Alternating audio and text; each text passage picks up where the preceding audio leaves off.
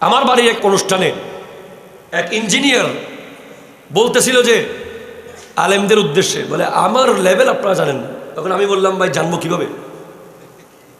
আমি যত কিতাব পড়ছি কোথাও আপনার লেভেল তো লেখা নেই, সব জায়গায় আমার লেভেল লেখা আছে। একটা কথা বলেছি শেষ, আমি বুখারীতে আপনার লেভেল খুঁজে পাই নাই, মুসলিমে পাই নাই, আবু দাউদে পাই নাই, তিরমিজিতে পাই নাই, ইবনে মাজায় পাই নাই, কোরআনের কোনো তফসিরের কিতাবে পাই নাই। সব জায়গায় খালি আলেমের লেভেল, আলেমের লেভেল, আলেমের লেভেল, আলেমের লেভেল। আপনি যদি নিজের লেভেল প্রমাণ করতে চান তাহলে ইলমে দিন শিখে আসেন। কথা কন, ঠিক কিনা জোরে কন। আল্লাহ বোঝার তৌফিক দান করুক, আমিন জোরে বলেন। এরপরে আমার নবী ইরশাদ করতে লাগলেন, ইবনে আব্বাস রাদিয়াল্লাহু তাআলা আনহুমা আন্না রাসূলুল্লাহ সাল্লাল্লাহু আলাইহি ওয়াসাল্লাম قال মান ইউরিদিল্লাহু বিহি খায়রান ইউফাক্কিহু ফিদ্দীন। আল্লাহু আকবার, আল্লাহু আকবার। হযরত ইবনে আব্বাস রাদিয়াল্লাহু তাআলা আনহুমা থেকে বর্ণিত, আমার নবী ইরশাদ করতে লাগলেন, আল্লাহ যার ভালো করতে চায় لذنب وأتوب إليه لا حول ولا قوة إلا بالله العلي العظيم الحمد لله الحمد لله قال اقرأ باسم ربك الذي خلق والصلاة والسلام على نبي الأمي وعلى آله وأصحابه أجمعين أما بعد فقد قال الله تبارك وتعالى عز وجل في شان حبيبه مخبرا وآمرا إن الله وملائكته يصلون على النبي يا أيها الذين آمنوا صلوا عليه وسلموا تسليما اللهم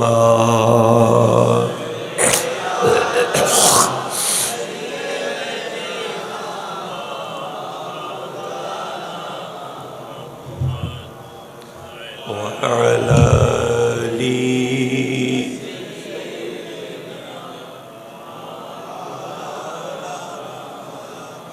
একটু জোরে মোহাব্বতে পড়েন আল্লাহুম্মা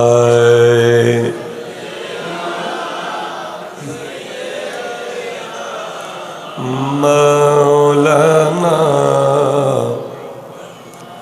وعلى آله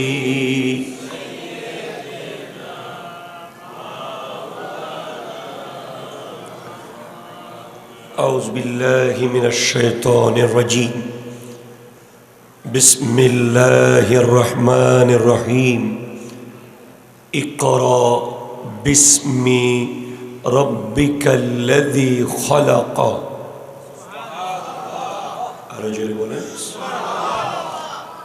خلق الإنسان من علق اقرأ وربك الأكرم الذي علم بالقلم علم الإنسان ما لم يعلم وقال عمر بن عبد العزيز رحمة الله عليه من عمل بغير علم كان ما يفسد أكثر মিম্মা ইউসলিহু।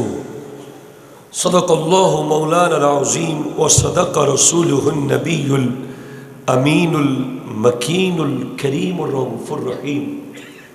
ওয়া নাহনু আলা যালিকা লামিনাশ শাহিদিনা ওয়াশ শাকিরিন। ওয়ালহামদুলিল্লাহি রাব্বিল আলামিন। রব্বি সাল্লি ওয়া সাল্লিম ওয়া বারিক আলাইহি। তাহরিয়া জামে মসজিদের সম্মানিত মুসল্লিয়ানে কিরাম, মুরব্বিয়ানে আযম, পর্দার আড়ালের মুস্তুরাদ খাওয়াতিন, মা ও বোনেরা, বিশেষ করে এই সোশ্যাল মিডিয়ার মাধ্যমে যারা আমি ফকিরকে আজকের দিন পর্যন্ত দেখছেন এবং দেখবেন, আসসালামু আলাইকুম ওয়া রাহমাতুল্লাহি ওয়া বারাকাতুহু। গত জুমার মধ্যে আমি শুরু করেছিলাম একটি বিষয়, ইলমে দ্বীনের ফজিলত। আরো জোরে বলেন। যেই ব্যাপারটাকে আমরা শুরু করেছি, আজকে আরো কিছু যাওয়ার কথা আছে।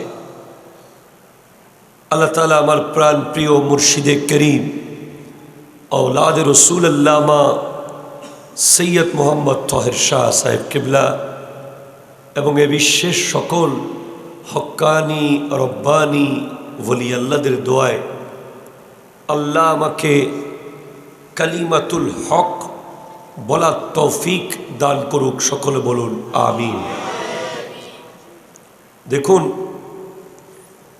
আমরা কোরআনুল কারীমের সর্বপ্রথম যে সূরা নাজিল হয়েছে হেরা গুহায়, সুবহানাল্লাহ, আমার নবীর কাছে যেই ওহী প্রথম জিবরিল আলাইহিস সালাম নিয়ে এসেছেন বলে আমরা সহিহ বর্ণনার মধ্যে পাই, সেটা হলো ইকরা। একটু জোরে বলেন সুবহানাল্লাহ। ইকরা, এই জমিনে যে শব্দটি প্রথম আল্লাহর পক্ষ থেকে অবতরণ করেছে, সেই শব্দের নাম হলো ইকরা, মানে পড়ো। সুবহানাল্লাহ। ইকরা মানে কি? পড়ুন। যদি নবীজির ক্ষেত্রে অবশ্যই পড়ুন, মুরব্বীদের ক্ষেত্রে পড়ুন বললেই হয়, সবাইকে পড়ুন বলি, পড়ুন, বা নরমালি বললে পড়ো। বিইসমি রাব্বিকাল্লাযী খালাক, যিনি তোমাকে সৃষ্টি করেছেন সেই প্রভুর নামে তুমি পাঠ করো। এই আয়াতের ভিতরেই আমরা ইলমে দ্বীনকে দেখতে পাই। 95% স্কুল এবং কলেজে আপনি দেখবেন যে দিন শুরু হচ্ছে হয়তো ইংরেজি দিয়ে অথবা অঙ্ক দিয়ে, প্রভুর নামে পড়া শুরু হচ্ছে না। আর 99% জায়গায় প্রভুর নামে পড়া শুরু হয় যেখানে ইলমে দ্বীন এর চর্চা হয়। তাহলে পার্থক্য আপনি বুঝে গেলেন। একটা হলো মাদ্রাসা বা ইলমে দ্বীনের মার্কাজ, আর একটা হলো দুনিয়াবি জ্ঞানের মার্কাজ। যেটা দ্বীনি জ্ঞানের মার্কাজ, ওখানে ইনশাআল্লাহ কোনো না কোনোভাবেই আল্লাহর নাম নিয়েই দিন শুরু হচ্ছে। টিচার এসে ক্লাস শুরু করছে আউযু বিল্লাহি মিনাশ শাইতানির রাজিম বিসমিল্লাহির রহমানির রহিম বলে, অথবা শুরু হচ্ছে কোরআন শরীফের কোনো আয়াত দিয়ে ক্লাস। বেশিরভাগ মাদ্রাসায় প্রথম ঘন্টা কোরআন থাকে। এরপর খালাকাল ইনসানা মিন আলাক, যিনি আলাক থেকে সৃষ্টি করেছেন, আলাকের ব্যাখ্যা অনেক ডিফারেন্ট, এটা আরেকদিন।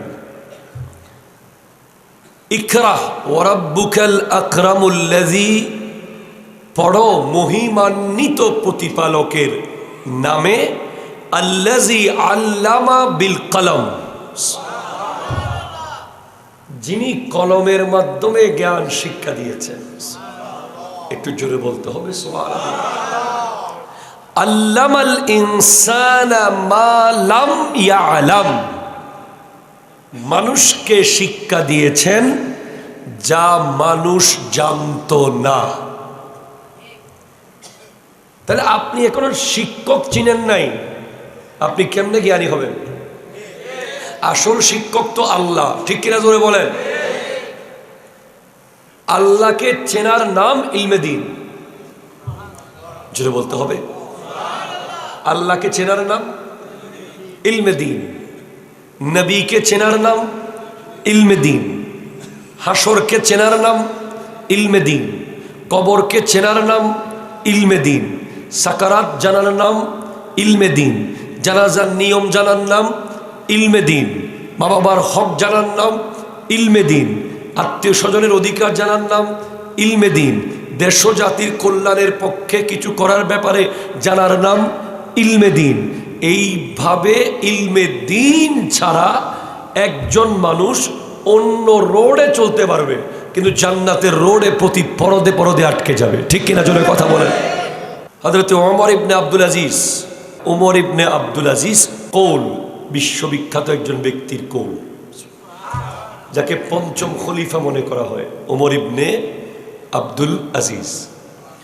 উনি বলছেন যে মান আমিলা বেগাইরে ইলমিন, যে ব্যক্তি এলম না জেনে আমল করবে, আন্দাজের উপরে, কিসের উপরে কথা কয়, কিসের উপরে? আমাদের দেশে অনেক মানুষ আছে যে জিনিসটা উনি জানে না, কিন্তু আন্দাজ করে বলতেছে এরকমই হবে, কথা বলেন ঠিক কিনা জোরে বলেন না? আমার তো মনে হচ্ছে এরকম হইতে পারে। যেমন আমি 10 কোটি মানুষের সামনে বলতে পারবো সরি আমি জানি না।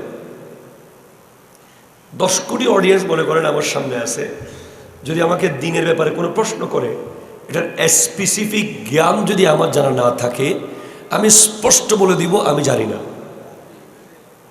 ওনারা আমাকে কি মনে করতেছে আমার দরকার নাই, কিন্তু আমি যদি জেনে না জেনে জানি বলি, তাহলে এটা আমি খেয়ানত করলাম। এখানে অপমান যদি 10 কোটির সামনে হয় অসুবিধা নেই, ওখানে তো নবীদের সামনে অপমান হইতে হবে। জানি না বলা অপরাধ না। পৃথিবীতে এমন কোনো মানুষ নাই, নবী রসুল গৌস কুতুব ইনার আলাদা, এমন কোনো আলেম পাবেন না যিনি বলতে পারবে যে আমি সব জানি। যেখানে ইমাম আবু হানিফা রহমতুল্লাহ আলাই পর্যন্ত ওনার ছাত্রের কথার উপরে ওনার নিজের মাসালাকে উনি ডিলেট করেছেন। আবু হানিফা রহমতুল্লাহ আলাই এক বিষয়ে ছাত্রের কথাকে মেনে নিয়েছেন, নিজেরটাকে রদ করে দিয়েছেন। সবচেয়ে বড় জ্ঞানী হলো তারা যে জানে যে সে কোনটা জানে না। আবার খেয়াল করেন, সবচেয়ে বড় জ্ঞানী তারা যিনি জানে যে আমি কি কি জানি না। আমি কি কি জানি না এটা যদি আমি জানতে পারি, তখন আমি কিছু শিখেছি।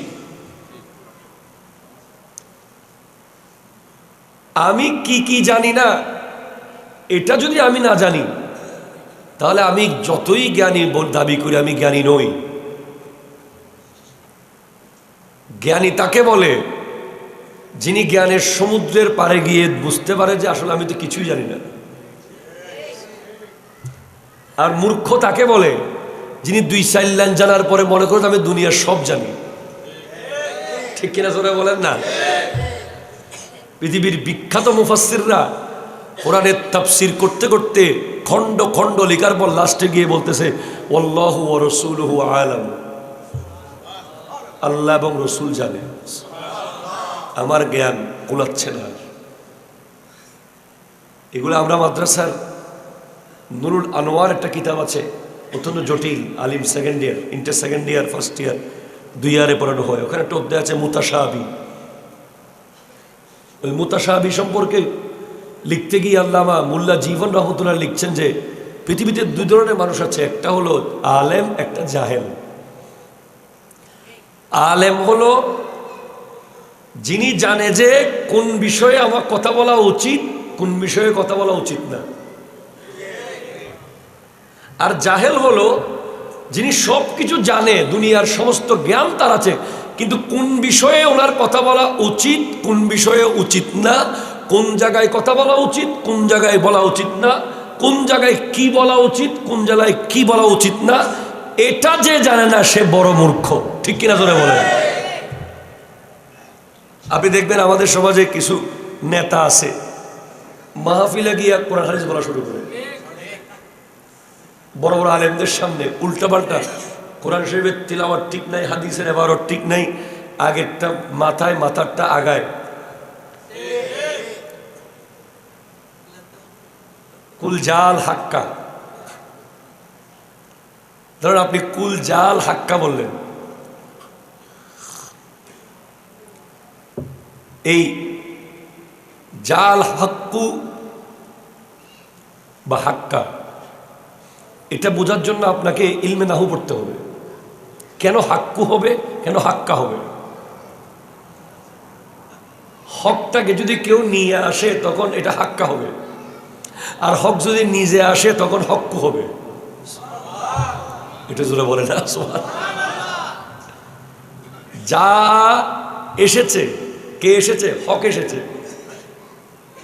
আরবি গ্রামারের মধ্যে আছে যিনি করেন ওনাকে ফায়েল বলা হয়, ওই ফায়েল সবসময় পেশ যুক্ত হয়। আপনারাও আদা মৌলবী হয়ে যাবেন ইনশাআল্লাহ। আজকে একেবারে শর্টকাটে জেনে গেছেন, যে কোনো কাজ যিনি করেন উনি ফায়েল। উনি কি? কাজটা হলো ফেল। কাজটা কি বলা হয়? ফেল বলে। আমরা বলি না ফেল, তো আরবিতে ব্যবহার, বাংলায় ব্যবহার হয় ফেল।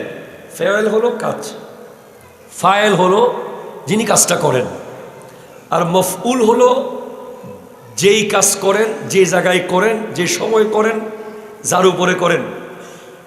তো এখন জাল হাক্কা যদি বলেন তাহলে মাঝখানে কোনো একজন ব্যক্তি থাকতে হবে যিনি হকটাকে নিয়ে এসেছে, ফায়েল। আর যদি হাক্কু বলেন তাহলে হক নিজে এসেছে। আর যদি বলেন না সুবহানাল্লাহ। এই ব্যাপারগুলো না জেনে আপনি যদি বক্তব্য দেওয়া শুরু করে দেন, কথা কর ঠিক কিনা জোরে কর, কোরআন শরীফকে বিকৃত করে ফেলেন, হবে না। এজন্য হযরত ওমর ইবনে আব্দুল আজিজ প্রথম শতাব্দীর মুজাদ্দিদ উনি। আমি আমার ব্রেনের ভিতরে ডুব মারছিলাম যে আমরা তো জানি হযরত ওমর হচ্ছেন দ্বিতীয় খলিফা। কততম খলিফা? দ্বিতীয় হযরত ওমর। প্রথম খলিফা সিদ্দিকে। এগুলো আমরা কিন্তু চর্চার অভাবে আমাদের অনেকে টাস করে মাথায় আনতে পারি না। প্রথম খলিফার নাম কি? জোরে বলেন না। দ্বিতীয় খলিফা, তৃতীয় খলিফা, চতুর্থ খলিফা, এই বেসিক নলেজ আমাদের থাকতে হবে। ওমর রাদিয়াল্লাহু তাআলার সন্তান নাম হচ্ছে আব্দুল্লাহ ইবনে ওমর। উনিও সাহাবী, উনি রাসূল পাকের সাথে বদরের যুদ্ধের থেকে শুরু করে ছিলেন সাথে। আর ওমর ইবনে আব্দুল আজিজ হলেন পঞ্চম খলিফা, খ্যাত প্রথম শতাব্দীর মুজাদ্দিদ। ওনার কথাও কিন্তু অনেক উঁচু পর্যায়ের মান রাখে। উনি বলছেন যে মান আমিলা বেগাইরে নাফসিন, কেউ যদি মান আমিলা বেগাইরে ইলমিন, কেউ যদি এলম ছাড়া আমল করে, কানা মা ইউফসিদু আকসারু মিম্মা ইউসলিহু, সে যতটুকু না সঠিক করবে তার চেয়ে বেশি ভুল করে ফেলবে।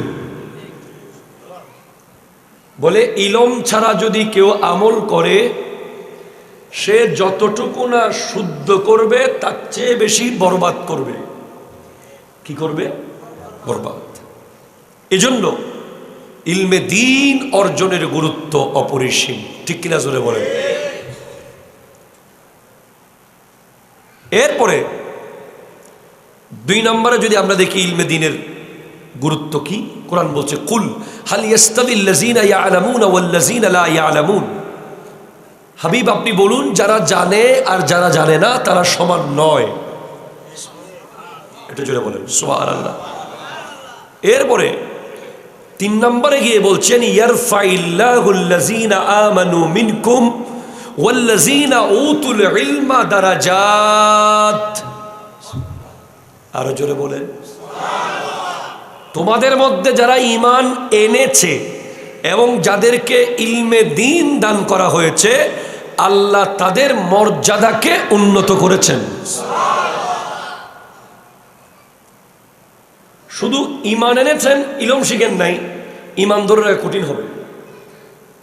ঈমান এনেছেন, শুক্রবারে জুমার খুতবা ভালো মতো শুনেন নাই হুজুরের কাছে এসে, হ্যাঁ আপনি মাদ্রাসায় পড়তে পারেন নাই, অসুবিধা নেই, আপনি পড়তে পারেন নাই, এটা আপনার দুর্বলতা। এই নয় যে এটা মানে আপনি জীবনের জন্য শেষ হয়ে গেলেন, এমন না। আপনাকে ইসলাম আরো বহু সুযোগ দিয়েছে ইলমে দ্বীন শেখার।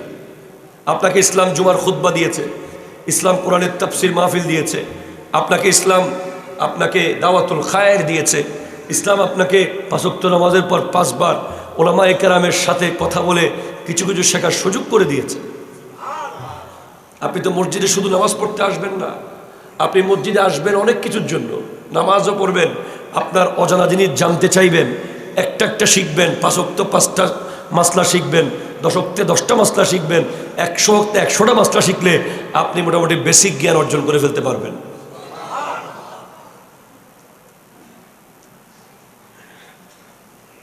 এজন্য বলছেন ইয়ারফাইল্লাহুল্লাযীনা আমানু মিনকুম ওয়াল্লাযীনা উতুল ইলমা দারাজাত। যাকে আর যে ঈমান এনেছে এবং ইলমে দ্বীন অর্জন করেছে আল্লাহ তাদের মর্যাদাকে উন্নত করবেন।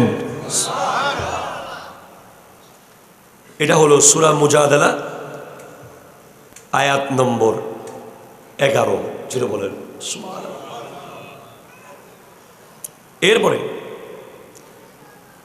নবী সাল্লাল্লাহু আলাইহি ওয়াসাল্লাম ইরশাদ করছেন আন আনাস রাদিয়াল্লাহু তাআলা আনহু قال قال رسول الله صلى الله عليه وسلم طلب العلم فريدة على كل مسلم ووادع العلم عند غير أهله كمقلد الخناجير جوهرا واللؤلؤ والذهب।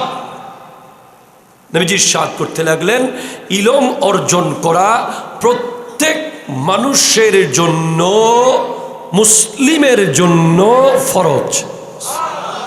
এটা জোরে বলেন সুবহানাল্লাহ। এরপরে বলছেন অযোগ্য ব্যক্তির কাছে ইলম গচ্ছিত রাখা, এটা খুব গুরুত্বপূর্ণ। আমাদের সমাজে দেখবেন যে অনেক ব্যক্তির কাছে ইলম আছে, ওই ব্যক্তি ওই ইলমের যোগ্য না, পারিবারিকভাবে তার মধ্যে সেই বড়ত্ব, সেই ওয়েট নাই। ইলমে দ্বীন শিখতে বলা হয়েছে জমিদারের পোলাদেরকে, কারণ যদি ভালো ফ্যামিলির পোলা না হয় ইলমে দ্বীনকে বিক্রি করা শুরু করবে, জান্নাতের টিকিট দিবে। কথা কয় না, ঠিক আছে? কোরআন হাদিসকে বেশি ফেলতেছে প্রতিদিন, গাছতলায়, বাঁশতলায়, নদীর ধারে, রিক্সার উপর, সিএনজির উপর 1 কাপ চার ভিতরে বিক্রি হয়ে যাচ্ছে। একটা বুট দিলে 18 কোটি মানুষের সওয়াব। আল্লাহু আকবার নাই? 2টা দিলে তার মানুষ এতটুকু বাংলাদেশে নাই, 36 কোটি লাগবে। এখন আমার ভারতে চলে যেতে হবে সওয়াব আনার জন্য। এই যে কবরে নাকি 3টা প্রশ্ন, মান রব্বুকা ওমা দীনুকা ওমান নবিয়ুকা, আছে না? 3টা প্রশ্নই নাকি রাজনৈতিক প্রশ্ন।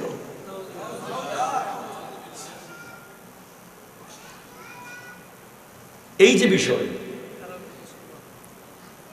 এজন্য স্পষ্ট বলা হয়েছে হাদিসে ওয়াদিউল ইলমে ইনদা গায়রি আহলিহি কা মুকাল্লাদিল খানাজিরিল জওহার ওয়াল লুলু ওয়াজ যাহাব।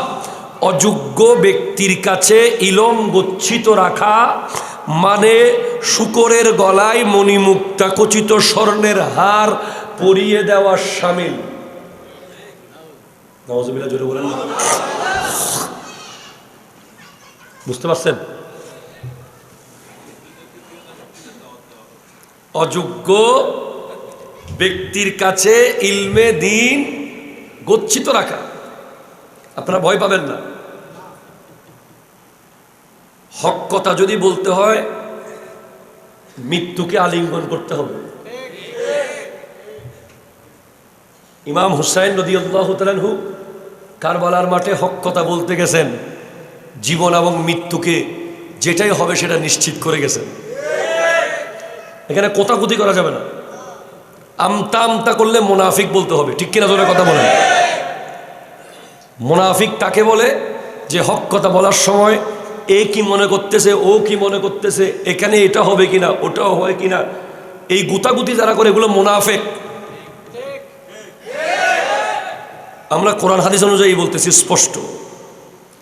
সহিহ হাদিসের মধ্যে আছে ইজা জহরাতিল ফিতান, যখন ফিতনা প্রকাশিত হবে, ফালিয়ুজহিরিল আলিমা ইলমাহু, আল্লাহু আকবার, জোরে বলে না। ফালিয়ুজহিরিল আলিমু ইলমাহু, আলেমের উপরে ফরজ হয়ে যায় আলেম যেন তার ইলমকে জাহের করে, প্রত্যেকটা ফিতনার যেন জবাব দেয়। ফামান লাম ইয়াফআল যালিকা, যদি কোনো আলেম জেনে শুনে চুপ থাকে, না বলে, ফাআলাইহি লানাতুল্লাহি ওয়াল মালাইকাতি ওয়ান নাসি আজমাইন, তার উপরে আল্লাহর লানত, ফেরেশতার লানত এবং গোটা বিশ্বজগতের লানত, যেই আলেম দেখে শুনে জেনে হক কথা বলবে না। ঠিক কিনা জোরে কথা বলেন। বিশ্ববিখ্যাত আলেমরা জেলে গেছেন। হযরতে মুজাদ্দিদ আল ফিসানি সম্রাট আকবরের দ্বীন ইলাহির বিরুদ্ধে বলতে গিয়ে ওনাকে জেলখানা বুক করতে হয়েছে। ইমাম আবু হানিফা রহমতুল্লাহ আলাইহিকে জেলখানা বুক করতে হয়েছে। এভাবে বিশ্ববিখ্যাত ব্যক্তিদেরকে জালিম শাসকরা জেলখানায় নিয়েছে। এরপরেও তারা দমে থাকে নাই, কারণ দুনিয়াটা পুরোটাই তো জেল। কথা বলেন না, ঠিক কিনা জোরে বলেন। পুরো দুনিয়াটা কি জেলখানা। এখানে আপনি স্বাধীন কোথায়, নিজেকে স্বাধীন কেন মনে করছেন? আর দুনিয়া সিজনুল মুমিনিন, দুনিয়া সমস্ত মুমিনদের জন্য কারাগার। আপনার জন্য মুক্তি হলো কবর, হাসর, জান্নাত। এই জন্য আমতা আমতা করা যাবে না, কোতাকুতি করা যাবে না হক কথা বলার সময়, এবং হক কথাকে সাপোর্ট করার সময়ও কোতাকুতি করা যাবে না। সিদ্দিক আকবরের দুইটা গুণ যার কাছে থাকবে না, সে কখনো আল্লাহর সান্নিধ্য পাবে না। একটা হলো সাদেক, একটা মুসাদ্দেক। সাদেক মানে সত্য বলা, মুসাদ্দেক মানে সত্যকে সত্য বলে মেনে নেওয়া। ঠিক কিনা জোরে কথা বলেন, হাত তুলে বলেন ঠিক কিনা বলেন।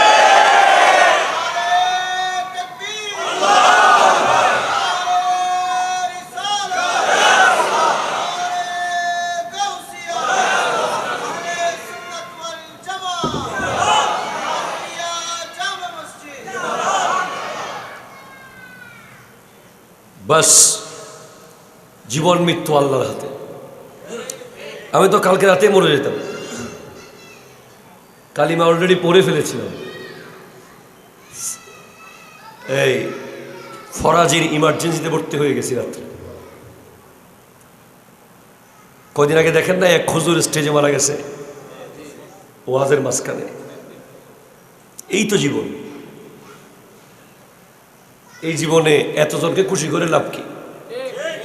খুশি একজনকে করি, ঠিক কিনা জোরে কথা বলেন। ডাল ভাত খাওয়ার জন্য কয়জনকে খুশি রাখতে হয়? আল্লাহ বুঝার তৌফিক দান করুক, আমিন, জোরে বলেন। কোন এমন অযোগ্য ব্যক্তি, নবী সাল্লাল্লাহু আলাইহি ওয়াসাল্লাম বলেছেন, অযোগ্য ব্যক্তির কাছে ইলম গচ্ছিত রাখা এজন্য আগের যুগের উস্তাদরা ছাত্রদের শিক্ষা দেওয়ার সময় তার পরিবার, তার বংশ, তার বাবা মা সব কিছু দেখত। কোন বংশের ছেলে সে, তার বাপ কি মা কি। অযোগ্য ব্যক্তির কাছে ইলম গচ্ছিত রাখা, শূকরের গলায় মণিমুক্তা খচিত স্বর্ণের হার পরিয়ে দেওয়া শামেল, এ কথা আমার নয়, এ কথা নবীর। ঠিক কিনা জোরে কথা বলেন। এটা আপনাদের বহু প্রশ্নের উত্তর হয়ে গেছে এই হাদিসের মাধ্যমে। আপনাদের বহু প্রশ্নের উত্তর হয়ে গেছে। যারা হক্কানি আলেম, রব্বানি আলেম, এরপরে আমার নবী ইরশাদ করতে লাগলেন, ওয়ান ইব্রাহিম ইবনে আব্দুর রহমান আল-গুজরি قال قال رسول الله صلى الله عليه وسلم يحمل هذا العلم من كل خلف عدوله ينفون عنه تحريف الغالين وانتحال المبتلين وتابيل الجاهلين রওয়াহুল বাইহাকি। হযরতে ইব্রাহিম ইবনে আব্দুর রহমান উজরি রহমতুল্লাহ আলাইহি থেকে বর্ণিত, তিনি বলছেন রাসূল সাল্লাল্লাহু আলাইহি ওয়াসাল্লাম ইরশাদ করেছেন, প্রত্যেক পরবর্তী দলের উত্তম লোকগণই এই ইলম গ্রহণ করবে। একটু জোরে বলেন সুবহানাল্লাহ। প্রত্যেক পরবর্তী দলের উত্তম লোকেরাই কারা? উত্তম লোকেরাই এই ইলম গ্রহণ করবে, যারা এটা হতে সীমা লঙ্ঘনকারীদের রদবদল, বাতিল লোকদের মিথ্যারোপ এবং অজ্ঞ মূর্খদের ব্যাখ্যা বিশ্লেষণ দূর করে দেবে। আমার নবী বলেছেন, প্রত্যেক উত্তমদের শুরুর লোকেরাই ইলমে দ্বীন শিখবে এবং তারা এই জ্ঞানের মাধ্যমে সীমা লঙ্ঘনকারীদেরকে প্রতিবাদ করে জবাব দেবে। ইলমে দ্বীন শেখার উদ্দেশ্য কি? তিনটা উদ্দেশ্য হাদিসের মধ্যে এসে গেছে। আল্লাহু আকবার, জোরে বলেন। এক হলো তাহরিফুল গালিন, সীমা লঙ্ঘনকারীদের রদবদল করে দেওয়া। যারা সীমা লঙ্ঘন করবে তাদেরকে ইলম দিয়ে আটকে দেওয়া। ঠিক কিনা জোরে কথা বলেন। দুই, ওয়া ইনতিহাল আল মুবতিলিন, এবং বাতিল লোকদের মিথ্যারোপ, বাতিলদের মিথ্যুক বলে সাব্যস্ত করে দেওয়া। তিন, ওয়া তাবিল আল জাহিলিন, মূর্খদের ব্যাখ্যা বিশ্লেষণকে সম্পূর্ণরূপে নাকচ করে দিয়ে হক কথাকে দুনিয়ার সামনে প্রকাশ করে দেওয়া। ঠিক কিনা জোরে কথা বলেন। আপনি ইলমে দ্বীন শিখে করে নিয়ে বসে থাকলে হবে না। ইলমে দ্বীন যারা শিখবে তারা মূলত তলোয়ার রেডি করে নাই, ইলমের মাধ্যমে জিহাদের মাঠে যাবে। ঠিক কিনা জোরে বলেন। যে জিহাদের মাধ্যমে সীমা লঙ্ঘনকারীদেরকে আটকে দেবে, বাতিলদেরকে মিথ্যুক বলে দুনিয়ার সামনে প্রমাণ করে দেবে, এরপরে জাহেলদের কথাগুলোকে দুনিয়াবাসীর সামনে মিথ্যা কথা বলে সত্যকে প্রকাশিত করে দেবে। ঠিক কিনা জোরে বলেন। আমার নবী বলেছেন, এগুলো হচ্ছে প্রত্যেক দলের উত্তম ব্যক্তিদের কাজ, প্রত্যেক পরবর্তী প্রজন্মের উত্তম ব্যক্তিদের কাজ। তার মানে প্রত্যেক প্রজন্মে ওই ব্যক্তিরাই উত্তম যারা ইলমে দ্বীন শিখেছে। আমি অবশ্যই আমার বাবার প্রজন্মে, ধরেন আমার বাবার প্রজন্মের, আমার বাবার বন্ধুদের মধ্যে আমি তাদেরকে সবচেয়ে বেশি সম্মান করি যারা মুহাদ্দিসে আজম। কথা বলে না ঠিক কিনা? যারা মুফতি আজম, যারা বিশ্ববিখ্যাত আলেম। আমার দাদার প্রজন্মে যান, আমার আব্বার মুরব্বী উস্তাদদের প্রজন্মে গিয়ে অবশ্যই 50 জন দাঁড়িয়ে থাকলে আমি সবার আগে গিয়ে সালাম করব খতিবে বাংলার আল্লামা জালালউদ্দিন আল কাদেরীকে। আমি সবার আগে গিয়ে সালাম করব শেরে মিল্লাত মুফতি উবাইদুল হক নাইমিকে। এটা কেউ নিষেধ করবে না, কারণ যিনি ইলমে দ্বীন অর্জন করেছেন তিনি অবশ্যই সমাজে সবচেয়ে শ্রেষ্ঠ। ঠিক কিনা জোরে কথা বলে। এটা কোরআন এবং হাদিস বলেছে। আমার বাড়ির এক অনুষ্ঠানে এক ইঞ্জিনিয়ার বলতেছিল যে আলেমদের উদ্দেশ্যে, বলে আমার লেভেল আপনারা জানেন না। তখন আমি বললাম, ভাই জানবো কিভাবে? আমি যত কিতাব পড়ছি কোথাও আপনার লেভেল তো লেখা নেই। সব জায়গায় আমার লেভেল লেখা আছে। একটা কথা বলেছি শেষ, আমি বুখারীতে আপনার লেভেল খুঁজে পাই নাই, মুসলিমে পাই নাই, আবু দাউদে পাই নাই, তিরমিজিতে পাই নাই, ইবনে মাজায় পাই নাই, কোরআনের কোনো তাফসীরের কিতাবে পাই নাই। সব জায়গায় খালি আলেমের লেভেল, আলেমের লেভেল, আলেমের লেভেল, আলেমের লেভেল। আপনি যদি নিজের লেভেল প্রমাণ করতে চান তাহলে ইলমে দিন শিখে আসেন। কথা কন, ঠিক কিনা জোরে কন। আল্লাহ বোঝার তৌফিক দান করুক, আমিন জোরে বলেন। এরপরে আমার নবী ইরশাদ করতে লাগলেন, ইবনে আব্বাস রাদিয়াল্লাহু তাআলা আনহুমা আন্না রাসূলুল্লাহ সাল্লাল্লাহু আলাইহি ওয়াসাল্লাম قال মান ইউরিদিল্লাহু বিহি খায়রান ইউফাক্কিহু ফিদ্দীন। আল্লাহু আকবার, আল্লাহু আকবার। হযরত ইবনে আব্বাস রাদিয়াল্লাহু তাআলা আনহুমা থেকে বর্ণিত, আমার নবীজি ইরশাদ করতে লাগলেন, আল্লাহ যার ভালো করতে চায়, অবদ্দা সুবহানাল্লাহ নামাজি। আমি তো আপনাদেরকে নামাজের আগে জিলাপি দিতে পারবো না, এই নিয়ম তো মসজিদে নাই। আমরা আপনাদেরকে জিলাপি দেব নামাজের পরে। আপনারা দুর্বল হয়ে গেছেন কেন?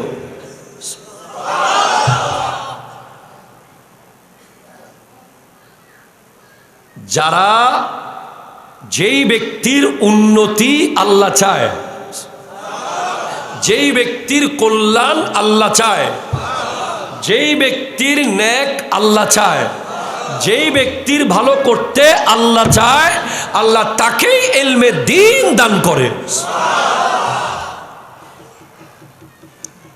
আমার তো মনে হচ্ছে আজকে জুমার পর থেকে আপনারা সবাই তাহিরিয়াতে ভর্তি হয়ে যাবেন ইনশাআল্লাহ। আপনাদেরকে মূল্যায়ন বোঝানো হয় নাই। হয়তো আপনি যখন মাদ্রাসায় ছাত্র জীবনে ছিলেন আপনাকে এভাবে করে কেউ বুঝায় নাই, বুঝলে আপনি নিশ্চিত মাদ্রাসায় পড়তেন। এখন অনেকে আফসোস করে, হুজুর জানতাম না, মনে করেছিলাম ডাক্তার হয়ে যাব, ইঞ্জিনিয়ার। হ্যাঁ, ডাক্তার হন, আলেম হয়ে ডাক্তার হওয়া যায়, ঠিক কিনা জোরে বলেন না। আলেম হয়ে ইঞ্জিনিয়ার হওয়া যায়, আলেম হয়ে ব্যবসায়ী হওয়া যায়, আলেম হয়ে পলিটিশিয়ান, রাজনীতিবিদ হওয়া যায়, কোনো অসুবিধা নাই। তবে আগে যদি আলেম হয়ে যান, ডাক্তার হয়ে হাসপাতালে আইসিইউতে রেখে আর বিল তোলা যাবে না। আগে যদি আলেম হয়ে তারপর ইঞ্জিনিয়ার হতেন, তাহলে সেতুর মধ্যে লোহার জায়গায় বাঁশ দিতেন না। আগে যদি আলেম হওয়ার পরে ব্যারিস্টার হতেন, তাহলে কোর্টে গরিবের পোলার বিরুদ্ধে মামলা লড়তেন না, ঠিক কিনা জোরে বলেন। আগে যদি আলেম হয়ে তারপরে যদি মাস্টার হতেন, তাহলে পরীক্ষার হলে দুর্নীতি করতেন না। আগে যদি আলেম হয়ে তারপরে যদি সরকারের বড় পোস্টে যেতেন, তাহলে ঘুষ নেওয়ার আগে হাত 50 বার কাঁপতো, ঠিক কিনা জোরে বলেন। এজন্য আগে ইলমে দ্বীন শেখার দরকার ছিল। তারপরে জেলানে ইচ্ছা যান, সেখানে এটা খুশবু ছড়াবে। যেন আমি বিসিএস পরীক্ষা দিয়েছিলাম, আমি প্রিলি দিয়েছি, পরে রিটার্ন ভাইবা যাবো আর কি। কিন্তু আমার আব্বা বলে, না, তোমার বিসিএস ক্যাডার হওয়ার দরকার নেই, আমাকে ওই দিকে যেতে দেয় নেই। তো যদি আমি বিসিএস ক্যাডার হয়ে যেতাম কোনো কারণে হয়তো, তাহলে আমার ইলমে দ্বীন আমি ওখানে ছড়াইতে পারতাম। তবে একটা পাহাড়ে থাকতাম আর কি, কোনো এক জায়গায়, সারা বাংলাদেশ ঘুরতে পারতাম না তখন। আল্লাহ বোঝার তৌফিক দান করুক, আমিন জোরে বলেন। তো প্রত্যেকটা ব্যক্তির, পাকিস্তানে একটা জিনিস দেখলাম যে পুলিশের, সেনাবাহিনীর, র্যাবের, সচিবদের, প্রত্যেকটা সরকারি কর্মকর্তাকে বিশ্ববিখ্যাত যে আলেম পাকিস্তানের, ওই ধরনের শ্রেষ্ঠ আলেমকে এনে প্রথম ট্রেনিং, কেমনে চালাবো সেটা না, প্রথম ট্রেনিং তাকওয়ার ট্রেনিং দেওয়া হয়। রাজা সাকিব মুস্তাফাভি একজন বিশ্ববিখ্যাত স্কলার পাকিস্তানে আছে। ওনাকে আমি বেশিরভাগ সময় দেখছি মাহফিল করতেছে সেনাবাহিনীকে নিয়ে, পুলিশকে নিয়ে, র্যাবকে নিয়ে, বা ওই দেশের ডিফেন্স যারা আছে তাদেরকে নিয়ে। কেন? তাদেরকে আগে বোঝাচ্ছে যে এই জিম্মাদারি আল্লাহর দেওয়া, এই দায়িত্বের জন্য আল্লাহর সামনে জবাব দিতে হবে। এভাবে যদি 10-20টা ক্লাস শুধু কোরআন হাদিস থেকে নেওয়া হয় কোনো একজন সরকারি দায়িত্ববানদেরকে নিয়ে, তাহলে আমার বিশ্বাস যে ওনাদের ভিতরে যদি কবর হাসরের ব্যাপারটা ঢুকিয়ে দেওয়া যায়, দেশ এমনি জান্নাত হয়ে যাবে, ঠিক কিনা জোরে বলে। ইলমে দ্বীনের খুশবুটা এমন খুশবু। শেষ হাদিস, عن أبي هريرة رضي الله تعالى عنه قال قال رسول الله صلى الله عليه وسلم من سلك طريقا يلتمس فيه علما سهل الله له طريقا إلى الجنة الله أكبر الله أكبر হযরতে আবু হুরায়রা রাদিয়াল্লাহু তাআলা থেকে বর্ণিত আমার দয়াল নবী ইরশাদ করতে লাগলেন যে ব্যক্তি ইলম তালাশ করার জন্য পথ চলে আল্লাহ তার জন্য জান্নাতের পথকে সহজ করে দেয়। এরপর আমার নবীজি ইরশাদ করতে লাগলেন আনাস রাদিয়াল্লাহু তাআলা قال قال رسول الله صلى الله عليه وسلم من خرج في طلب العلم فهو في سبيل الله حتى يرجع